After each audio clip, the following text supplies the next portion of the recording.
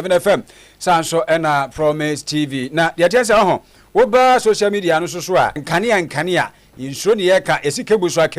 bɔhyɛ ba yɛnhyia na nke wusa sɛ wate obi adi na bɔhyɛ ba nko na fan ya ne timi nu obi fan wa ne ti passe ne ti huhu wɔno nko a ena ewo mienu so ate ase ntia ne kyɛ sɛ watu bo ase no aba bɔhyɛ ba electric asia wabɛgye nkania ɛne sɛ de home appliances ne nyinaa no esi ɛteɛ ɔno adawroma ɛne nwumako bi ka ho ɛna ɛbɛken ka de ama wo PZ wudru PZ a ɛda afoforo no ne kede tia Dubai saa nso so ɛna ntia da kofo da ne mu nso ubehu yɛn na ubo prin ɛyɛ bɔhyɛ ba plaza ha so a kɛse ne tibere kɛse ana 03220 30838 03220 30838 wɔne ɔboa yɛn te sɛ Priscilla Jo amoate yɛsɛmufo ɛne Korea mede de Krobea Asante anwumere mene menuaba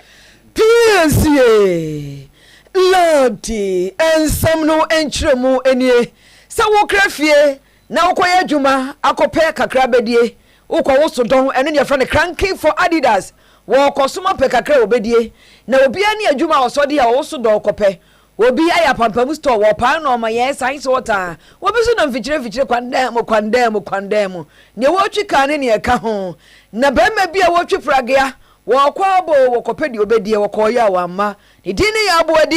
yaboadi etwi pragea yi bi na ese wonam atwi ka no kwa na Krobea CDA Junior High School edan ye wo kwawu East Mercy no emo apoema ntemu East Region Krobea school dan yi na ne wode ade na kɔpem no wode pragea yi akɔpem ama ayasam ade no kra ya bobo ya na woni ohu obi ne si ade no eya reho pa wo feli break enti hwi nya de wo gina ama wonu so wo ka ho ebi aprepra de anu odin owura kocho hamidu wonu ne hunu de esi ye wo boy nkomo sei na mo wa hamum kunzi ya area network ne nsa danya papa tumi ba school mu ase me ba abeso me data na mahwe ne makakra enti mu a me ba be wana wata me tese ye popo bi wa ha sei ya popo no so me tese machine bi ye dede wum ti hunsi prekopa bobo ya free so ho ba bi emrika na bobo ya ni dede na no odin ti me hwe ne nipa ba ko bi hunsi no si so ene chese udri me ka di park isu ha ene wode ba bedra edan mu ha si ti me so me rush ye eji me ka ba ho ti je me ba ene chese papa ba ko ne si so ene chese na eji no amani ti abodan mu a chese nanimu de ne nanimu nyina ase nti chese sa ye hwe akiro wo so nuru mu ho ba bi ne chese sa nkwala mi no so ka ho a chese edri me ka wo so ne bebo amna mu ho ne ji nkwala mi no egu ene chese wono nkwa na o transfer ide ne ba bebo edan mu a chese ye ma na so atu ka mu arashi ye de ne koduru Roman hospital ti chese o mu de ne koduru ye de ne chese wa nya me dia watimi afiri nti ne chese ndra atorento ma eto ye ahase no ne ma no omye ennan na ne baba akokra do ha onu twika ana pani oba pani ne nso so no so wo akra a onu so ho no wo ye na adwuma ne nketua mienu ba akoso wo nursing training wo agogo ene nketua mienu so e wo ne maame nchen e waze wono no minim ne pa matwini ka akra pen amene na ye adwuma pen o ye ni papa be o ye ne hwe a nya de a betimi aye na bobo ye kra me ni sisi ye ho adwuma o haze na ndra na nkasa ho ye so obehwe me di can't the first one ema nyame nko a no nka eno se ye mfa se mpapa ma eye ndra na ene se wo ye ne kakra san de akwa akwa eye we so esan betu ne ko mu nti no no de minim ne pa je se wo ye ni papa pa nkwa ni ese oba be fa hia enyi Krobea se ewo East Region samo esie no ye pragea bobo ya afedi breakia lorry kwanhia komfodu esie ato no ama onhye helmet bibia hye ne ti kobo odan ni mu a emu adwudwa apaya ama woto nananom ewo esie do ayaro sam anti agusia sanete Promise 102.7 and a Promise TV we ya kan kase anwure no nsia de ene egusu a ye de esomo no na ensa foforo mu ye nim se kumasia yeni airport yemhyan gina bia ba ko a wa ankaja ye de boy asetrem ebra ene ade hwahwa ye ho no enye ne embrebe de ho na obi de aso aba bebo fom was so ye na baba ye de friend international airport chese adu prebi etufiri anu a etimi kɔ English mem timi kɔ America mem chese abrofo mama no so straight wa bra emfa baby a te se de kotoka etie no ansa so de betu e de afiri ono no ene ye hururu twangran no wono wa ba bedande ewo kumasia chese wo nsan kokosi kotoka bia no akɔtwetwe bag afa akɔ tempenten kwa bia mu ba sefa ene ne ma wiewie bia na sɛdeɛ odisi wani so ɔbɛyɛ no wato nsa afiri ho na enye ne na ekakra da yeka sa akokɔ ɔbɛnum nsuo ampaniampa no nuane ampa ene ne sɛ wɔpenso tufo se tua bebiew emfi aduonu enum ya wodie ɛwɔ akonwa kɛse no ɛso no odisi na ni so sɛ kakra nyakropɔ yɛ adom na sɛ ebere bi ati sei wɔbɛhwɛ na wato nsa afiri ho kra na afei yɛde wiemhyɛ gyina bia no ato Prempeh International Airport eba ne Prempeh so de yina nim yi Prempeh the first se Prempeh the first ya wono tu kwan ekɔ se shesia yankopa no yesa kɔfa ne ba nti sa 25th anniversary kura no ni nyina wom the return of se Prempeh the first enti se de tie no ene wom nyina kotwa hyiae ewo wemhye dwana bia hɔ ene ne wanya adan wadi kura te won sa firi ho ya commission na ne nkɔfo se esi kɔ pemso ena afei na da kwakufo do mampani his excellency omu nyina bai na no na mampani yadi tu dwa se woni de wemhyɛ gyina bia adwuma na anase wemhyɛ adwuma no de na koma so pa no wonhwɛ se bekɔ fom da betɔ so gyina na so ni nsɛmni. These are preserved as a historic site. Prempeh the First is revered as a symbol of Ashanti pride, independence and sovereignty. And today, through this ceremony, we are paying tribute to his legacy. Prime Minister Otufo Nananom, Ashanti Regional Minister, Minister for Transport, ladies and gentlemen, barely a year ago, the Vice President, Alhaji Dr. Mahamadou Bawumia, the NPP's excellent presidential candidate, was in Tamale to inaugurate the Tamale International Airport, subsequently named the Yakubu Tali International Airport, Tamale, making a new era of connectivity, growth and progress in the northern part of the country. That event demonstrated our determination to creating a gateway that will act as a catalyst for economic development, strengthen international relationships, and serve as a beacon of hope and prosperity. This occasion is for a similar purpose, to commission a project that is not only critical for government, but also very dear to the people of the Ashanti region. You may recall that I was here at this same venue nearly 6 years ago in June 2018 to cut sword for the commencement of work. On that day, I stated clearly that this project will not only meet the needs of the people of the Ashanti region, but also be a symbol of development and progress. Although the onset of COVID-19 dealt a major blow to the project's delivery timelines, my government was resolute in seeing to its completion. Enti mampani na kokufado ena motenu enka no ene agopa dom Prempeh International Airport kumasi abonten so a esi abedani international ababi obi efiri babia no kinken na enwa na tese kotoka nti enhwe se dwumadi ni na bakwa na wiye wo ho na afi yedi aseda abanyankopon yo eni ye da so ye gire dwumadi no ase a ene ntini etwetworo ene abrempon akesefo wo ko dwumadi no ase a Minister of Transport also for hwe eye akoniabadie ehye kobadie ensam so owura kwaku ofori asiama wasi kumasifo ye yajo so wasi nkrokro twa ho ahia no yento ye plane ticket no ewo kumase na emoana airline companies no omuso ntimi mra ha embefa dom emfa wonko amansan ba bia ewo Prempeh the first international airport ho na bio no nso wode to wasantema ewura otekoko so otufo se tutu a wababie wo anim se de animudie etie de sebie sone a wonfa enfred dom na emoa ema ticket no ne to no enkoso tufo se be ba no wo hye me bo se is a British plane no kwa woni president ni manam Timochi enti ye wia na afei adupre na 737-800 British Airways bi mi to kumase ya mantamu ankofoko tekipa tekishefo aba enwu nya so be konkran akotwa na mum muntie omo ha no a omo free ekọ no so ko twa ticket no won kran na Turkish Air do be sim kran number as nipa mienu pe wo mu a omo ko omo mapiu meka alupe no beba ba ebe gina traffic na e wo krom ha no so e be boa president wa na fa mu de o infrastructure na e si edisi o ma alupe fra bochire ba e be kodo ya ye de ya ka ne ye wo mantam ha no so no e be tukwan ye nto ticket no wa na nkofo no mu se omo ba plane no e ba kumasi nkoa ya 200 ano no omu ni option no mapa no wa 2 ne free akọ nti mesra mo ọmapanya ye ne de otumfo aisa wonso na wadi ya mesra wo enyina te oboda ro ye nkofo no ye tu omofo no mo twa ticket no wa na se plane ni fra bochire ba etuma besia ne akọ emse mo da president ase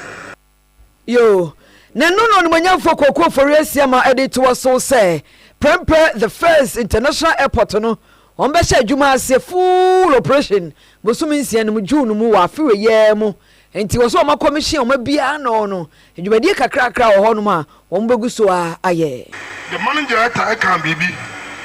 sa phase 2 no na only the terminal ne pe amampanyi trans wo se da bi CAC terminal pe ni enya control tower ni enya radar we enya functional nti ofra nyina na wo se phase 3 no yemfa mranim emeka phase 2 no the yemisi terminal we nsi wa enya functional nti ye de ba anim enne ade esi wo ye wie na ebinom keka se airport no kwa ye nwie ena omo komis ayampa airport bi anywhere ye wie da if you are a serious country airport bi anywhere ye wie construction da because alupe mode the construction ye cost sa uko hitro na mami bruni oni make am we am na say or said every day construction is going on uko Dubai airport construction is going on na ye ba na yanya kwan na o terminal no etume buegu because ye mu ba bi anwu ni ye mu VIP na one way no ayeye malu pe betume fra bochira ba no ntumi nye ntibutumu mienu no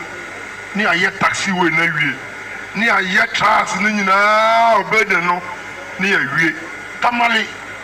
ye commission tamale de in July ye start operation in October ye commission way in May the best start operation no in June na fe ye nyakwan in the meantime no runway no mu guso a omo ye ntienu June no ni ye bubu dan ni bi no mo atoa so na September ye wie a Dasibra otosribo otosumienu ejamcheni ma otufo 25th anniversary committee no na wo shebo se minister wakasa epia o na obehwe se Kumase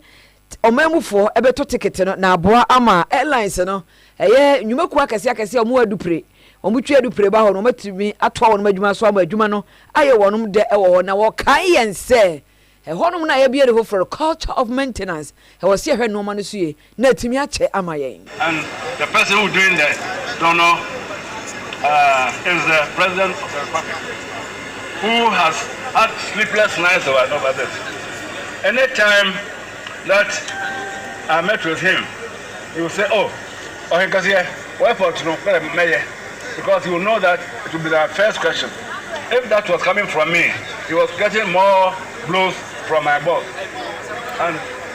and anytime he will find an excuse not to come to Kumasi, it meant that he didn't have all the answers to answer for the fact that there was some delay. But the delays did come unavoidable as they were because of COVID and other attenuating issues. But it's the tenacity of the president that has sustained him and that has made sure that despite all the odds, he would get this airport delivered. And here we are today, having it being delivered. Mr. President, we thank you very much.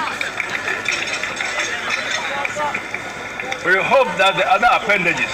that will go to make it fully operational will come in due time so that it will not be, as we used to say in our time, has no way. We are fast, but you can't get access to the school. So that we can have full use of it. And when the Minister of Transport was talking, he said that, if you do not have full passengers, then the plane will not land in Kumasi. I would like to assure you, Mr. Minister, that the planes will rather not land in Accra because they come to Kumasi fully laden. And when they go to Accra, there will be no passengers for them. Our people are travelers, and we are going to patronize the airport to a point that we may even want to expand the terminal and do extra work on the runway. So we have taken the challenge, and we assure you that you will get the full complement of passengers. And if you are bringing bigger aircraft, do bring them. Dasibre otuo srebua otoso mienu. I promise 102.7 and Promise TV na ensafu from no nso no Reverend Dr. Lawrence Tete yenim se we sofani pa yo wo ma yimu ene ene abi obegina bia kanyankopon asem na wakyere na dwen ono nso so sabe no de abo ma nkyekere ene ne nkwa animu a nwade soronko ya akoso na wo pe kwampo befa so pre ne kan kan bebre no ase ewa ma yimu se be ya o ma betumi atumpon no ono nso so na dwen kyerɛ kakra de tudwa ene se hwɛ enei saa mebusuani nie me de we ya me de hye ena wase me ma na dwuma ye me de wo mo maka me mfa wo mo ho ne ade no ana ewie o man sa mo akuni adu ababa beduru saa bere no enu to no de wo so wo fa saa kwan we su no wa kyerɛ na adwen se senta ne ma no emfiri wo no mu a edi kan o man ye sika semba mbɔ no ankasa na enyina ye ena afa su so ne fa baabie no corruption ya ankasa ye pese etu ase no ase be da atuo so ahunu kyerɛ se wo su betu dua no ase na wantu ase amfa mfiri ne hine na atwa so a onye hwe edi komo wiri. And nepotism has become a matter of great threat to socio-economic security of the state. The nation is at risk. The nation is under threat. The nation seems to be playing lip services. As a matter of fact, our leaders of all political divides and stop the many things that brings a nation to the stone age under normal circumstances can be produced. We need to address what is preventing them, the security services, from exercising the authority that we as a nation have entrusted to them to stop this menace. Who knows the source, and why have we become so silent in solving a problem that will safeguard this nation? I don't know. Reverend Dr. Lawrence Tete esa to aso se sa fa wo fa hyehye sebe oba ne bema anase oba no oba bema ne bema hyehye mudi fa wo fa hyehye drumuntu nu a LGBTQ ene de mo se keke kan wo mo keke kan wa no a wo se akoto perifo no anim aso mo toto papa so ne aye hwanyan no wo so no kra wo hunu so no timi sa mayefo no wo mo adwen na nhye da nsi wo mu pi e wo ho se wo beji atum kra mampani titru ene se de bisi akro. Number 3, LGBTQ. I stand with this scholar as an eminent preacher of the word of God. And the last thing a preacher would do is to condone homosexuality. And the Bible tells us it's an abomination. Sodom and Gomorrah became a victim because of homosexuality. How dare you condone and think it is a human rights issue? It is very sad that our political leaders are being distracted and playing politics with this issue, which is an abomination in the sight of God. It is sad that our religious leaders, our traditional rulers, and all the 3 arms of government, namely the executive, which is the presidency, the legislature, which is parliament, and the judiciary, which are courts, can allow themselves to be distracted by an unnecessary legal battle, whilst foreign diplomats dictate to us as to how to manage our nation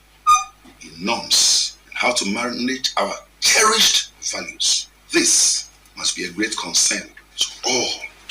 well-meaning citizens of a man, Ghana. Arise, Ghana, youth, for your country. Number 4, the culture of insults. It's unacceptable for our political platforms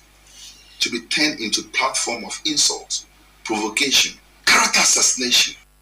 No. We Dr. Lawrence Tete ono sofani pa ba kwa ono so ma yi munti dwumadi no kwa so no ni gina sie ono so ne de no no amse bi wo ha ai ene na ye to so ewo ho ewo sa dwumadi ya asia no no de to dwa se afi ya bato afi wo kai Ghana man ma se ye kwoto ba na ye hwede ne kasa mu no wɔde no ma papa ebre de kasa mu oduro na nkyini wɔ mu a ɛbɛbɔ nkyini ma ne ɔman ma ne no na ɛbɛbɔ ama Ghana yɛtimi etumpɔm akɔyɛ nim. When a former president who has lost election is standing again. First time in the history of Ghana that a vice president is standing again. The questions are endless. But what kind of responsibility do we have? Voters must be discerning. And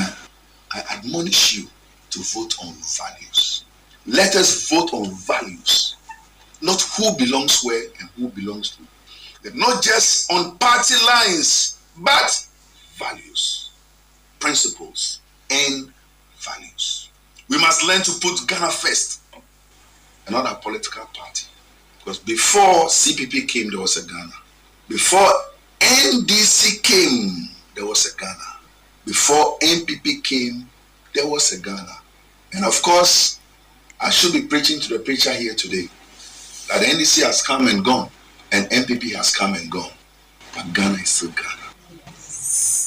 And so we should be very mindful that this forthcoming election does not destroy and divide us. But rather, it is going to be a test case of Ghana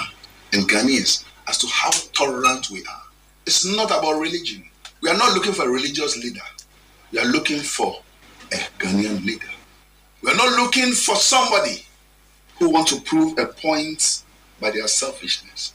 We're looking for somebody whose Ghana's interest becomes paramount to them. Who will sit down and do a scientific analysis as to where Ghana is and where Ghana is supposed to be going. Dr. Lawrence Tete Twaso editor dwa na edwa to no mo no say aba ebeto da fi ye nyina ye nhwe ma asomdwemra bambofo nye wono madwuma ye obia ni nilemu na ye no manyina fefefe se de be ya abato no emu beda ho fan ama aboadwo wa ye boadwo yen. We know to church test our tolerance. It will also test if we are ready to go through the democratic processes. And this is an election that must be devoid of any tension. We need transparency. We need truthfulness. We don't want leaders who will give us lip services but have other agendas. And don't forget that in every process, including the democratic process, kings, priests, leaders, prophets, political leaders, and presidents are enthroned by God, not man. If you're a student of history like I've been, or a student of international relations like I have been, or a student of politics like I have been, or a student of religion as I have been, you realize that there are certain people who became presidents in Ghana who we least expected they will become presidents. Check your history. From the time of Osajibo Dr. Kwame Nkrumah till today. Sometimes we seem to miss it, and then somebody else gets up. And so I believe that the end of it all is God who will make a way where there seems to be no way. But having said that, patriotism is required of every Ghanaian if we want to move on. Hear me. Let's vote wisely. Let's vote wisely. Yo, Dr. Lawrence Tete, no. Na so for here ejadie eni firidwuma so obani Ketiamond na okasa yin na wakwakohia European Union na chese woni a eja amanonefo kokokokofo de ade a no mu edi nkomo na we no na fa ejadie titiri ene kwa befa so na eja adwadie no atumi atra amaman oni adwie adwadie no ho sebe ya ebi nso so entem no ebego na okyere mu sei sa ayi continental free trade area ya ye de ababesi Ghana heya eno na ebo kwan ema adwadie atumi akoso nditru abibre amaman entem no wose womanfo ya wonsem obi a betumi abiebie mfiridwuma kase ne mu nkuma ne ade a ebesisisi chese plant ibi befa mabunu mu omso nyanyuma ye ewo mayi mu no esi eno kra na ye hwe ani mu chese Ghana ha na ye wo no sa anyuma dodo no ebi hyeda eni ha ankrankra de eno nti wono de wo kanfo ede ama sebe ye mabunu no ensu benya nsanu dwuma na aboa wo mpuntuo ni ade no ene wo to nsa ede frɛ sa European Union amama ahodo no se wo mrai sansefuma gono ewo ha na odi odwatre be sha no nya ade so obebo kakra. The relationship between Ghana and the EU stretches back to 1975 with the signing of the first financial protocol, the Lomé I Convention. Now, since then, our cooperation has flourished, evolving into a meaningful partnership that continues to benefit both our peoples. Your Excellency, distinguished guests, the European Union has been a steadfast ally to Ghana, standing by us in times of need and celebrating our successes. Today, as we commemorate the founding principles of the EU and celebrate its achievements, we also celebrate the strength of our partnership. Trade lies at the heart of our partnership. Enti wapani kati amot ena motin wenkano ani abrofo manka bubu kuonu akwa akuhia nti komobon se de na esi ekro na European Union wona msini na chese wo Ghana ambassador to Ghana Echad Rizali enso na chese o man sika sem no bia nim se Ghana titiro nhede nyina yi santi European Union beto akwaso aboasa. Not only we share a number of priority and interests, but this is what singles out the relation with Ghana. We often see the world the similar way. Firstly, both Europe and Ghana know what security and stability means in their immediate vicinity. Secondly, we share a commitment in safeguarding the rule of law and democracy, both inside and outside of borders. And thirdly, we share an interest in upholding a rules-based multilateral order.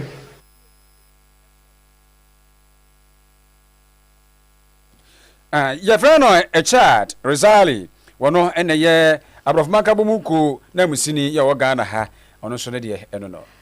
Jumedia bi akoso ewo Encrementum Grand Arena ni nyina aya pomden adwumako ana pomden adwumayefo enhyiemu bi ene koso was West Africa Farmer and Healthcare Expo 2024 na eno no ma akwan ma woni a wo adwen waye bibi sabi ewo dwumako mu apomden dwumadie mu no wo nyina eba ho woni odi akotene ewo apomden ensemu na Dr. Bernard Okoboy wono no wayi no se wonko Ghana asoye ahwe apomden samso wo minister designate enti saa no wotepatamu a yenyama no kwa asoye ho afede abetoto nanom okasa wase wo se ebibrem amman enhwe se apomden adwumakuo no ebetumi akoso no moment no eni kai pa esanse wo ahoɔden a wo sika wo nkwa na wo ade ne bio no enso so eye edwadie ene enwuma akase adwumadie ahodoɔ no nyinaa no nso omu nyinaa se wo mohwɛ ema apomden mu nooma ekoso no omu nyinaa akohia ho ebia ema adwumadie no ekoso a okeka bom 150 exhibitors a omu free countries ahodoɔ omo mbe kire apomden mu nooma ebi free India, Turkey, US, Egypt, Italy and Ghana chese enye dwuma ketwa ena akoso ewo nkramantem no for our region as we explore the transformative potential of e-pharmacy and digital health delivery in West Africa. As we embark on this journey, it is essential to acknowledge the profound impact of technology on our healthcare landscape. Statistics show that digital innovations such as expert telemedicine and mobile health applications are revolutionizing how we access and deliver healthcare services. In West Africa, mobile penetration stands at over 80%, indicating a vast potential for leveraging digital platforms to improve healthcare access and delivery. The theme of this expo, e-pharmacy and digital health, highlights the importance of embracing these achievements to enhance efficiency, accessibility, and for 40% of Africans having internet. Digital health solutions have the potential to overcome long-standing barriers and ensure that quality healthcare is accessible to all citizens, regardless of geographical location or socio-economic status. In Ghana alone, the adoption of digital health initiatives has seen significant progress. For example, the introduction to telemedicine services have led to a 30% increase in healthcare access in rural areas, demonstrating the tangible benefits of leveraging technology to bridge healthcare gaps. Yo, enti no Dr. Bernard Oko Boy, oswafo a ye no obehwa pomdin sam so a wote patamu empring. Yo, ya twaswe won se from I promise 102.7 Promise TV ho asem no na wo hwe sade ade no etie no ye be kokko ahoma no so ne akwa ko na Mr. Farm Harrison Abutiate Wakasai we chairman and Ghana National Chamber of Pharmacy Nisem Eni. You today at this significant exhibition, which marks a notable milestone for the pharmaceutical and healthcare industry, not only within our borders, but also on the international platform. Thank you for the warm welcome, for the opportunity to address this gathering of innovators, leaders, and visitors. The Ghana National Chamber of Pharmacy, which I proudly represent as the chairman, is an umbrella organization that envisions to champion pharmaceutical excellence in Ghana and beyond. It does so by assisting the growth of its members, conducting evidence-based research to support industrial and management decisions, advocating for better conditions for effective and efficient pharmaceutical operations in Ghana, collaborating with all stakeholders in the ecosystem and causing the empowerment of all, especially consumers, through the carefully crafted programs and activities. Mr. Farm Harrison Abutiate, why Ghana National Chamber of Pharmacy, Wamujen Training. Your friend Krobea Piesie Center for Ethical Governance and Administration. One more aid media strong on say, Canada Penny John Dramani Mahama, Bow, Pessoa Sabe Bimi, Nisha Bacopa, yeah, no, Omafo, Ekan Wasama. Obi anim se ene se bebu se mwa ebi se bebu a bisu se mwa ne ade ya sa 24-hour economy nhye no a wo so ade beba no ntrimpo no a ene se ene dano a awiada so fitia no pakopem anwumre adwuma gina mu sa na nadwumu ni nyina so adwuma ne gina mu akopem no pa no an no wo kire se san hye we ne bebu a eno be ma o man sika se magina yi kire se diska e bebu o man ne mu pa na said ya mebo Krobea Piesie from Center for Ethical Governance and Administration womo aye ho symposium omabo ho dwa no ma say sa adwene pa wopani Austin Gami na idintinti ma won wode atudwa se enka bebu awu ya na montuo bi a bebu amaburu papa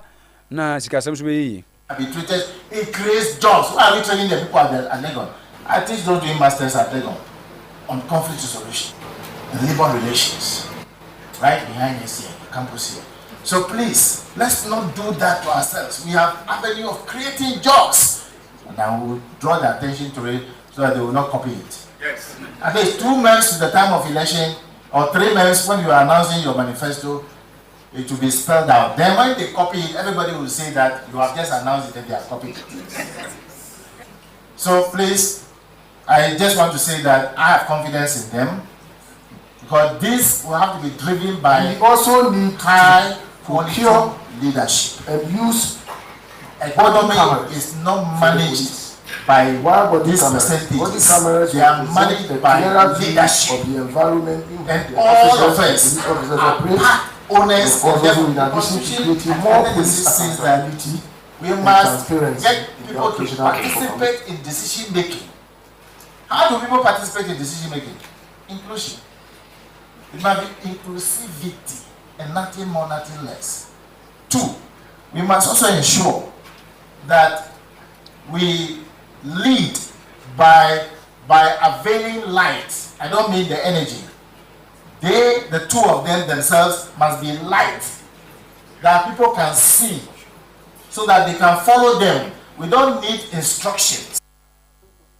Yo, apani Austin Gami, Edia enono na ɛno na ne fa baabi no COP Bright Oduro retired enso akyerem sɛ ɛyɛ 24-hour economy ɛnhɛ ɛno ne sɛ anadwo no kora titiriw no babɔfo no ebenya kamera bi abɔbɔbɔ mo ho na matimi de abɔ manfo no ho ban san sɛ no kora na nkuro kɛse no pa ɛna saa na montu yi ɛbɛkɔ so. So need to procure and use body cameras for the police. Why body cameras? Body cameras will present a clearer view of the environment in which the police officers operate, and of course also in addition to creating more police accountability and transparency in their operational performance. We want the police to be more transparent if they are to police the policy. And so if they are provided with body cams, then of course we will know how they themselves conducted themselves and how they were also able to work or to perform their duties while protecting the 24-hour policy. Other electronic devices such as tracers and trackers may be of value in the detection of crime, especially vehicle and other property thefts. We may want to know what tracers are. Tracers are electronic devices that transmit signals when installed on a moving vehicle or on an object. And trackers also leave marks of the course taken by a vehicle or an object. So the two are similar electronic devices that can help. Both devices are intelligence assets that help in locating the position of a vehicle or object at any point in time. Now, the implementation of the 24-hour economic policy may not,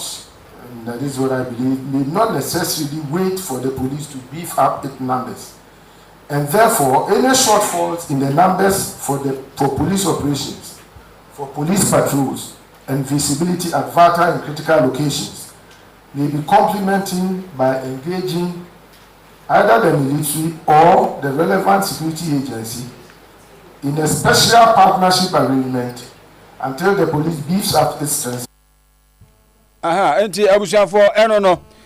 we COP Bright Oduro ono na di nsem we eto aso na amanebo a tew ye tetete afiri ahyiresu atwuma mponua mansinima santema ntema ne se wo ye hu so obi awu ewo pedua so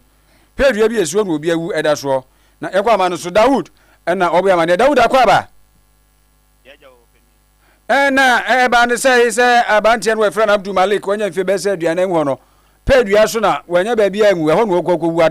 ada konfusha na yo enya konfusha na we dey arawo sem na to achirisu ene achumampo no district na say enra be anopom ho na papa yi okope mi say ene Friday na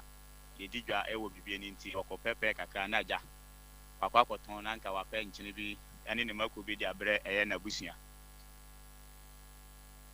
be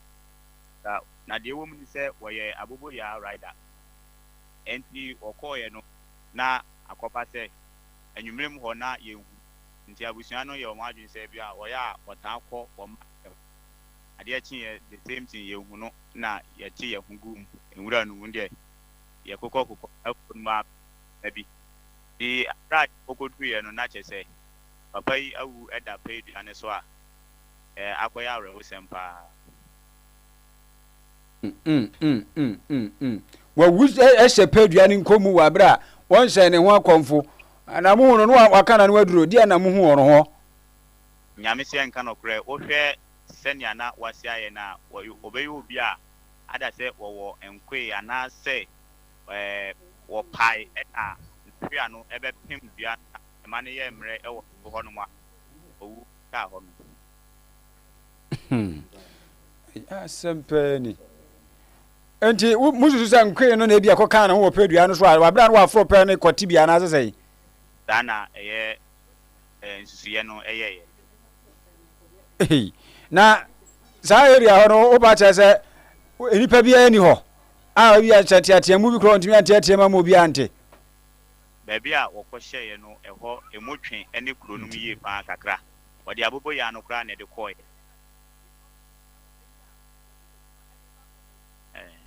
yate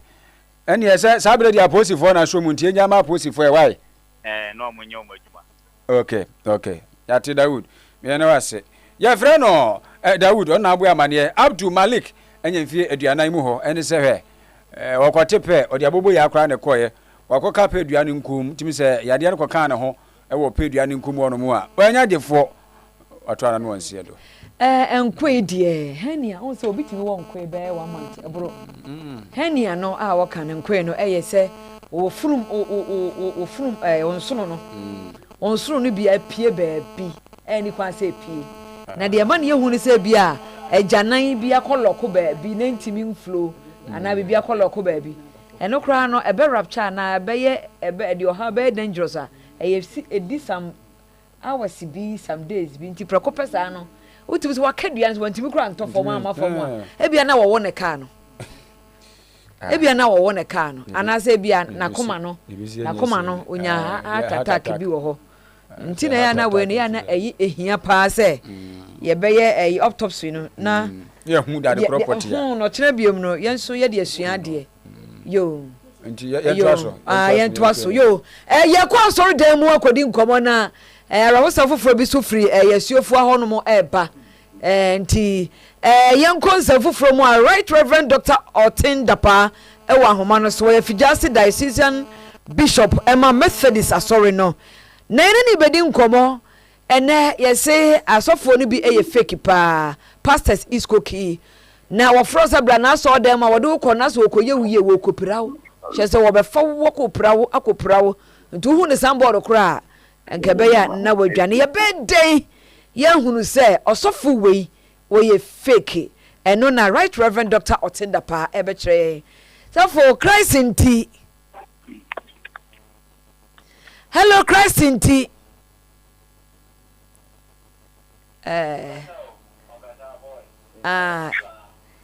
da same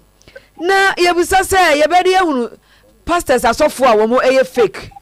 ya this year da se pa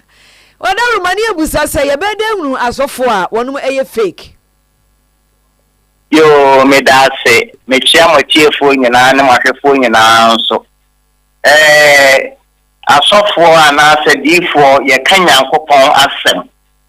enti ne oyɛ fake no ɛkyerɛ sɛ wɔde ntro ɛna wɔde ɛka biribi a enye nyankopɔn ɛna aka enti atro ɛyɛ ade a edi nkan ya wode bi hu sɛ saa nipa no ɛnyɛ deɛ ɔka ne mfiri nyankopɔn ɛhɔ nia ɛtɔ so ebie mu no wohu sɛ deɛ ɔka ne nyinaa ɛnyɛ no korɛ na wɔn san mpo ɛtwe nkurɔfoɔ efiri Yesu Kristo ɛnso ɛho sɛ ɛba ewiase nneɛma mu a wohu sɛ saafoɔ no wɔn ayɛ nkurɔfoɔ bi a wɔn ɛɛpɛ sika nti nea wɔyɛ nyinaa no ne bɔtɔm ɛna hia no ebiem wɔfa nipa no adwen sɛnea ɛbɛyɛ a wɔbɛtumi deɛ ɔbɛka biara wobɛdi so ama no ɛna afei wɔn yɛ nkurɔfoɔ nso a ewiase afɛfɛdeɛ ɛne bɔne akwan nso etumi ɛbɛ wɔ abrabɔ mu nti saa nneɛma yi ɛyɛ nneɛma bi a ɛbɛtumi ada adi mi ehunu sɛ wei onye nyame nipa friend ye mu sase dressing mu afade enso ye betimi dia ka ho asem ona me pa cho say afade sese de sofo no fa ne ho apart from ye said de ebia sorry ko bi omfo omafade no a se ankrankra asori sofo bi wo no a utimi ne mpaboa se tie nie wu a se bi wo wa papa se bi double kanu kura mfa ne ho ne bi wo no ma se de obi kura tibi sira tenkom una tibi se de kala na batwe ntosi a utibi se sofo yi wa use sa no ma wa nyina na appearance no ne dress a wo hye no obi wo wa ye jeli nyina twetwe bibia akeka na niase kaji nyina ne de ka ho no obeti ebu na tan se wo mfiri nyame ana sɛdeɛ wɔka ne sɛbe nneɛma bi wɔ hɔ a mfata na nsɛ nyame nipa sɛ wobɛyɛ saa ɛno nti saa nneɛma yi a wokekan a yɛbɛka sɛ wiasefoɔ na ɛyɛ na woyɛ sɔfo ana woyɛ odiefoɔ na saa nneɛma ɛwɔ yɛ it means you carved out nipa no akora ya wo ne wo mo di le kora bi mu say anti so ya mi nipa enie enti ya fade ne ya ho siesie se ne wo ka no eno so ebe ya ahyenso de na se betumi di adanse betumi a kire se wo nipa wo ye nyame nipa ana wo ye nyame nipa enti me gitumu pa sa se ne wo ka no eye no kore pa anumre right Reverend Dr. Otindapa Nyami Enshiramu. Nyami Enshiramu. Amen. Oye Efijasi Diocesan Bishop Emma Methodist asori no wono no ne yedi nkomo akire kwan ya befa so ebehunu fake pastors any original pastors ewo yemayi emo. Na yekwa homa no so yedi mrikatente na ekọ asam no nye demagana be dadadi. Esofo ngatia information no just say eja ato efie bi mu efie no eben Methodist asori dan ye na eyewitness Joseph Apia wa homa no so Apia kubi mame me wo so aboto pa de woni wa no nya fe boye mu me da se me tiati fo nyina nyumre ye se de wo kan na ye nyumre bo be na nan epa ho si media sanum na menya coffee me ho ne so ane da bia ejai atin no ka kire me se eja atofi ho na me nso me ben ho kakra me ye aduma me di mirikatente ko ho na me koduru ho na ni aba ani nyan eja ato dan ni mu a edan nso ya lock no ama ki nso ye hunu nti adumfo bi no mo ye aduma mu tablos bi wo metes asore dan nchen ho ana omo de water hose edi mirika connected ba ho nti bie window ni ba ko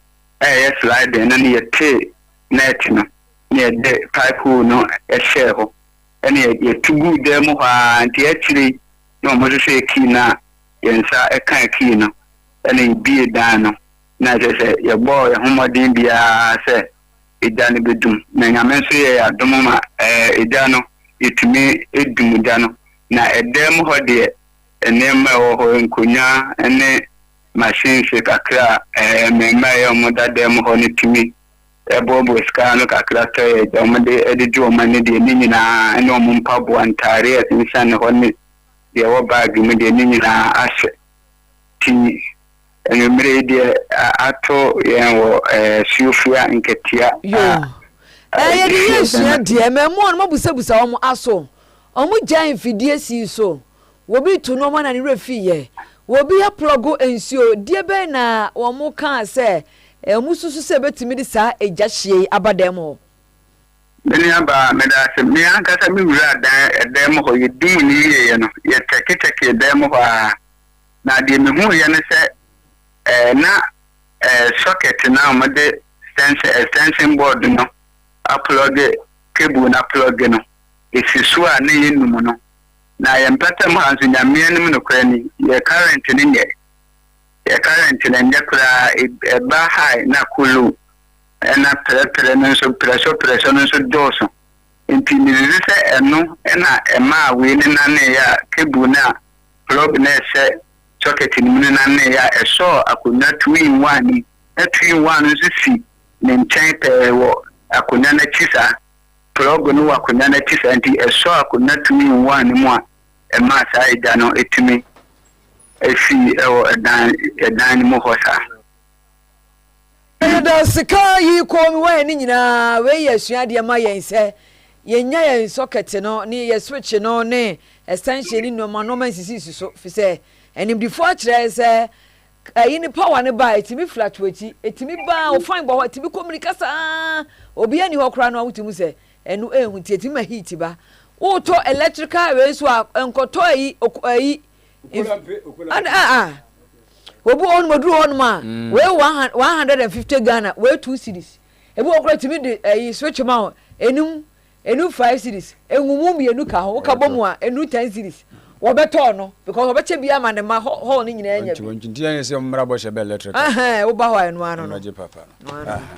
na waye akwankoja som ade ama desuafo a wo mokwaje etro konkrumu entity so obeya sofo e wo Vine Theological Institute dwumadie no ase no ena Reverend Isaac Ona ye ne wo yesuku nu pani ade tudwa se sebe wo musuku ni de wo ma fa adwen so wo betete ani ntin ene akunini ama ma baba ya sofo papa enye ya anu bia yakwa akodu wo mo nkomo sesi anu acheze wo musu ase bablo nukure ni ebebu sesi a bewusua ne yeni achi nyina yakeka ne gajigaji ne tete zanu a ene wo mo nya sofo papa no we bia no ono ni nsemi me de rade asena me gidi se ne eye edasronko ewo VTI Vine Theological Institute na de ba ko a me bese meka ena ewiase nyina atene se yedum pempenso ewo Bible adesua mu a enya asofo nko a na ewo se omosua omupre ehwehwe nimde ewo nyame asemu ewo se awofo ewo se enanom ejanom couples ministers MPs awudu akọ suku kura wia pre se ube do hu ebe dom VTI ama yatetew ewo Bible adesua emu kwa kodum be so wo man Ghana mu se esane se ye lake nyamesuru ne ye nim nyame asem ye nti nyame asem asenti se obi eye panin kura nyame na dom de bad na ne su enne ban enso asesa ewo kwan bi so na ne ye emfata pempenso a awurade edi na duro no enti se nipa wo de wo hu si wo na wo ankasa osua Bible for personal edification edi atete emufra atete wabusua no eyade ewo se emma eyini pa nyinara eni suade hu no aha enti no Reverend Isaac Ona yani idea mu also na peri ono so da Matetes Bible College ano ono so sai president ma network of charismatic and apostolic ministers ban sa no na chese bishop ni 9 mensa okodwumadie no asibi no se adi for atrofo aba pa o ma mabu adwuma no nanso so omutimi nwu adwuma ntese enyankopon adwuma enesa moti ye na Vine Theological Seminary entina ye ba sa program seminary a afi na eneni om first graduation and ordination nti radio adum ma yetimi awodini asofo miensa na no kwasemuni futu a medema asofo ni se ewiase so nso anhwe hu ya wunkom nti nyakopon emmoa wo mu ne ho konkron emmoa wo mu senia awese osofo kasafa wonantefa woni nipa entem woni fanse usika semu any impo the opposite sex no ni na osofo etimi ehwese ne ho emma asem na irade ho konkron beboa wo mu na wotumi aye onyakopon adwuma no ewo ne kwan so yo entina no na ne krakra mu no ena asofo agya onsusu akwaje tete no ba monte so abebo nyankropon adwuma ene asempatre eho adwuma no obuso mani aso papa kwa mpani fo do fa so school mu ho ene tete a wo manya enye suaso papa bi wo mo so no wo mo se koyi pa it has been a great and a tough journey enye ahobusu na the man never institute to have knowledge about God and to walk in the precepts and to obey the will of the Lord because he has commissioned me for a purpose. There have been a lot of transformation in my life. There has been a lot of transformation. At first I used to have doubts in some certain things, especially the teachings about offering, the teachings about tithing and those stuff. And many people are downplaying these angles because why you say udi erade asem so and in bushes one. There is no way you will be blessed. The journey was not I won't say it's hard and I won't say it's easy because concerning what we have been through in the school, the quality teachings and everything that have given to us, it's not just an easy job that they have given unto us, and it has made me understand a lot concerning pastoral work and ministerial works and so on. So I really thank God for bringing this school into my aid. Akwaje ntiti asofo ni bi ewo Vine Theological Institute ena mote wonkano ewo he obisi ewo he school no school no Ghana ha ya okumase eni ase abuakwa za abuakwa na okay nyina mu no Kumasi so ko student Kumasi student batch of Kumasi student in Kumasi yo ti Kumasi baby I want there okay yanko NDC amanyoko no emo womo ayenkasa ho nkyerɛkyerɛ ofene symposium ewo enkran womo de bekyerɛ Ghana manfo 24-hour economy policy no womo hyehyɛ ya womo de ba no ase emfaso de bebrɛ Dr. Benatete Dumenya wo financial and economist wa ben ewo sikasam ne ntotoyebo wo de atodwa sɛ 24-hour economy no jindadi yazo emrepa beba ama oman no government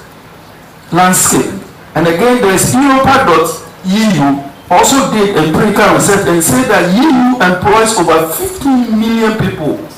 with significant portion working in flexible or part-time. And therefore, 24 hours will create job opportunities that will expand the workforce and potentially reduce unemployment. Why are we only on the traditional thing of investments? Nobody has spoken about creative economy. If I start talking about creative economy now, we will not go. But if you look at the South Americans, that is a model that they are running, not the Harvard model from World Bank or IMF. I did my first degree structural adjustment, and its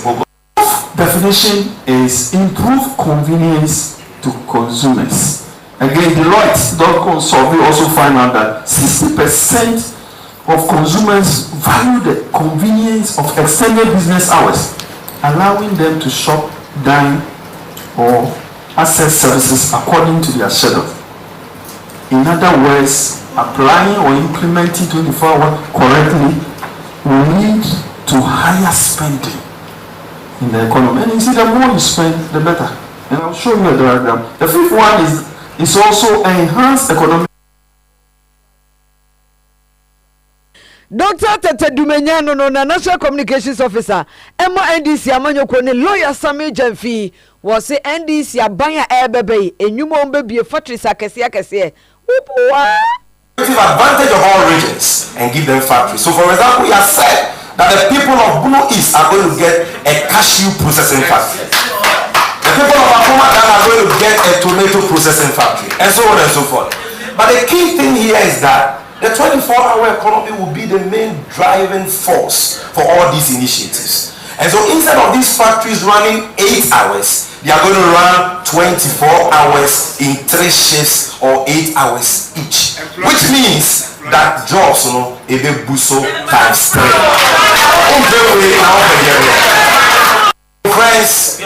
for those who are into cassava farming, this is good news for you because you are going to get starch processing factories. And these factories are not going to work 8 hours but 24 hours in 3 shifts. Yo, and to where I Sami Jamfi communications officer and Kutahudie Penny Emma NDC Amanyokono. Every son was see, young Chad. Say a true child memo on my traba. Now, so then you buy a bedi your man sure. Yes, I believe 1 month for some feeling the pa. Your friend or Mahamat Debbie, or none was said in Kurumu for. Now, when you're a mano, what you say, you see about actually pomiansa 61.3%. And I no, I am a swap for penny noir. Your friend of success, Masra, or no sooner when you move much, actually put numiansa 18.53%. Let's say, oh, soldier no cockra, they said, yeah, soldier for no, a camera say, Womo Como Sanwa, Nanko for Phil, Womuti General Debbie, or no, and I didn't kunim our chat about or 2 anymore. Na yakɔ Gaza mpapre eso ye ka say ehɔ no ma din na enipa pempem asobrika mu wonu dwane enya asab ketwa fi sɛ ɛko no yɛse foforo sa ba behyem kura na US mampanyi Joe Biden wama ɛyɛ kokosa Israel for no kokoso omunyai na attack ya ananto hye so peso omuto ɛhyɛ Gaza enipa bi so ompotem hɔ no ahwa na abro so ɛbɛkro so red line no Neno ena owura Netanyahu a wono eye prime minister Emma Israel no wose hwe womo nkai afi apema hankro aduanan enwotwe no Arab state eye amama nkrabofo ama bi beto hye womo so nya asabketo enso no mu yenipa kakra bi o sabre no kra no na ehye da womo so omu mfa tuo enkokon womo do womo worre womo ahoden womo nkabomu wo mu sonsom koin no mu ye dom ketwa ekuo ketwa enso mu di nkunim saabre no enti saabre no mu di wo mani no wo mu etibi di nkunim a saabre we enso be sole bibie no be se wo mu kwa se omboko no mboko akoko to we di wo mu gina ho US for kra pa wo mu enyi wo mu afiri ho no omboko so akoko won manim ayo o maka nso de saafo no maka omu ni hwe krom do mo rebe mbeko ntina no abusha ene ya di si babi o na Korea ne semu ene nwumiri mae pa ene woni aka nyina Joe Amwati Millennium Reporter ene oba pa Prissy onuma dawro mama bwadwuma pa na yene ye be som ye na ye sorry Richardson eba betrase na afi odi dwom pa asofo Richardson we sofo ono no suban no sofo nti sa na te we sofo akini bia ni we sofo nchese Krobea Asantini menimi nuaba Piesie Lardi Domino's for Biscum Eradia sum na Lardi won hwe you say manso no so enye kum sa enye kum na wa so man sum den a obi mi aso ani no hwe ayi de tense ohom da ba new site ya da ba new site ya ifie bia wo ho pa me se eye correct tu e madam kura insia na da kura insia ne bia on toilet and bath kitchen no